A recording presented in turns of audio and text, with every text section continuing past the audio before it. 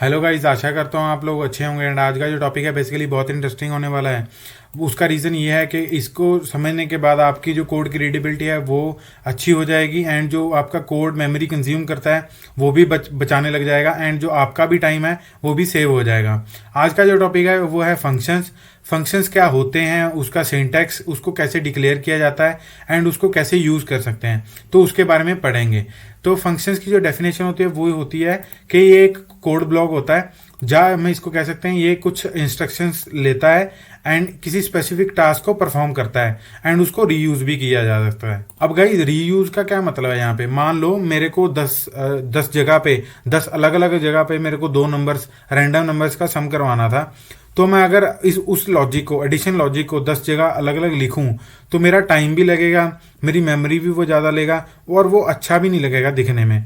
तो फंक्शंस उन्हीं चीज़ों को ओवरकम करता है। अगर मान लो वही चीज़, वो जो एडिशन है वो मैंने किसी फंक्शन के अंदर लिख दी, तो वो क्या करेगा, एक स्पेसिफिक टास्क को परफॉर्म करेगा। वो क्या होगा कि दो नंबर्स को लेगा और उसका सम करवाएगा और रिटर्न करवाएगा, ताकि मैं उसको हर जगह पे यूज कर सकूं। तो इसका मतलब क्या हो गया कि मैं उस फंक्शन को रीयूज भी कर सकता हूं, एंड उससे क्या हो रहा है कि मेरी मेमोरी भी बच रही है, एंड और क्या हो रहा है, मेरी टाइम भी सेव हो रहा है, और चौथा क्या हो रहा है कि मेरी कोड की जो रीडेबिलिटी है वो भी अच्छे से दिखने लगी है, एंड वो फंक्शन जो क्या है वो क्या कर रहा है, मेरा एक स्पेसिफिक टास्क को परफॉर्म कर रहा है। तो बढ़ते हैं इसके सिंटैक्स की तरफ कि इसका सिंटैक्स दिखने में कैसा होगा। तो हम फंक कीवर्ड को यूज करके फंक्शंस को डिक्लेयर करते हैं गोलैंग के अंदर। तो अगर किसी ने कीवर्ड्स के रिगार्डिंग कोई वीडियो देखना है तो मैं इसकी डिस्क्रिप्शन में लिंक दे दूंगा, ताकि आप लोग वहां पे जाके उस वीडियो को देख सकें एंड समझ सकें कि कीवर्ड्स क्या होते हैं गोलैंग के अंदर। तो फंक कीवर्ड के बाद जो हम उसको नाम देंगे वो बेसिकली उसका नामकरण होगा। जैसे हम अपना भी नाम रखते हैं कि मेरा नाम, जैसे मेरे चैनल का नाम है गो गुरु, तो मतलब वो क्या है कि उस चैनल को रिप्रेजेंट करने का नाम है। ठीक है, तो वैसे ही फंक्शंस का भी एक नाम होता है। तो उसके बाद वो कितने पैरामीटर लेता है या नहीं लेता, अगर पैरामीटर लेता है तो वो कौन से टाइप के होंगे, तो वो इसमें हम ऐसे रिप्रेजेंट करेंगे राउंड ब्रैकेट्स के अंदर। और उसके बाद आता है कि अगर वो फंक्शन कुछ रिटर्न करता है और उसकी टाइप क्या है तो वो ऐसे रिप्रेजेंट की जाएगी। और उसके बाद आता है हमारा एक्चुअल ब्लॉक, जिसके अंदर हम बिजनेस लॉजिक लिखते हैं। तो अभी बढ़ेंगे हम उसकी टाइप्स की तरफ। फंक्शन कितने टाइप्स के होते हैं? तो बेसिकली अभी दो टाइप्स के होते हैं, pass by value and pass by reference.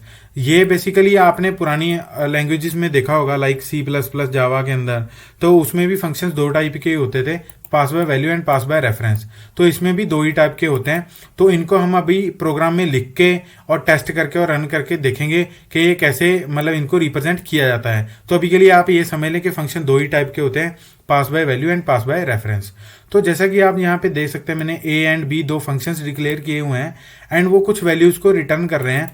वो वैल्यू किस टाइप की हैं? इंटीजर टाइप की हैं। तो जैसा कि हमने ऊपर सिंटैक्स में देखा था, वैसे ही मैंने यहाँ पे नीचे लिखा हुआ है फंक कीवर्ड फंक्शन नेम, एंड उसके अंदर मैंने कोई पैरामीटर नहीं दिया हुआ। बेसिकली वो कोई पैरामीटर एक्सेप्ट कर ही नहीं रहा। तो उसके बाद मैं उसमें से कुछ रिटर्न करवा रहा हूँ, तो उसकी टाइप, तो ये अभी इंटीजर रिटर्न कर रहे हैं, तो मैंने यहाँ पे इंटीजर वैल्यू को ले रखा है, कंज्यूम कर रखा है। तो अगर इसके अंदर अगर मान लो दो पैरामीटर रिटर्न कर रहे होंगे ये, तो यहाँ पे मैं दो पैरामीटर दूंगा, वो ऐसे करके दूंगा। ठीक है गाइस, तो ये थी कि फंक्शन से वैल्यू कैसे कंज्यूम किए जाए। ठीक है गाइस, तो अभी हम बढ़ेंगे कि pass by value and pass by reference का क्या मतलब होता है। तो आप यहाँ पे एक फंक्शन को देख सकते हैं, सम, जो कि दो पैरामीटर ले रहा है, ए एंड बी। वो दोनों किस टाइप के हैं? इंटीजर टाइप के हैं।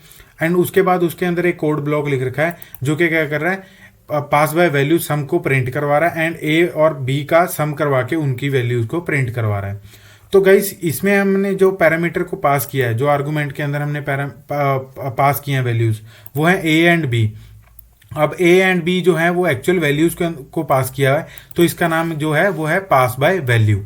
अब पास बाय रेफरेंस का क्या मतलब? अब आप देखें, अब यहाँ पे देख सकते हैं ए एंड बी का मैंने बेसिकली एड्रेस पास किया हुआ है।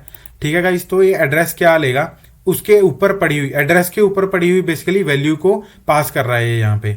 तो अगर मैं इसकी पैरामीटर देखूं जहां पे ये फंक्शन को कॉल करके आ रही हैं वैल्यूज, तो उसमें मैंने क्या लिख रखा है, पॉइंटर ले रखा है इंट का। अगर किसी को पॉइंटर्स के रिगार्डिंग कोई भी डाउट हो या किसी को वीडियो देखना हो, तो मैं इस वीडियो के अंदर डिस्क्रिप्शन में उसका लिंक दे दूंगा, ताकि आप वहां पे जाके देख सकते हैं। तो ये भी ए एंड बी को ले रहा है, और इसके अंदर मैंने कोड ब्लॉक के अंदर लिख रखा है कि pass by reference some, and दोनों का सम करवा के उसकी वैल्यू को प्रिंट करवा दे। तो ये होता है पास बाय रेफरेंस। तो अगर मैं इन दोनों की आउटपुट को चेक करूं तो दोनों ने 21 रिटर्न किया। तो ये थे फंक्शंस एंड उसके रिगार्डिंग के हम उसको कैसे रीयूज कर सकते हैं। गाइज ये जो सम फंक्शन जो हमने डिक्लेयर किए हैं, आप इनको किसी भी नाम से डिक्लेयर कर सकते हैं। तो और इसके अंदर कोई भी बिजनेस लॉजिक लिख सकते हैं, लाइक मल्टीप्लाई करवाना है या कोई और बड़ा बिजनेस लॉजिक करवाना है, तो आप कुछ भी लिख सकते हैं इसके अंदर। आशा करता हूँ आप लोगों को ये वीडियो अच्छी लगी हो और आपको समझ आ गया हो। अगर समझ आया है तो कमेंट सेक्शन में बताएं, अगर कोई डाउट है तो वो भी कमेंट सेक्शन में बताएं। अदरवाइज चैनल को सब्सक्राइब करें। आशा करता हूँ आप लोग इसको अच्छे से समझ चुके होंगे। Thank you for watching guys.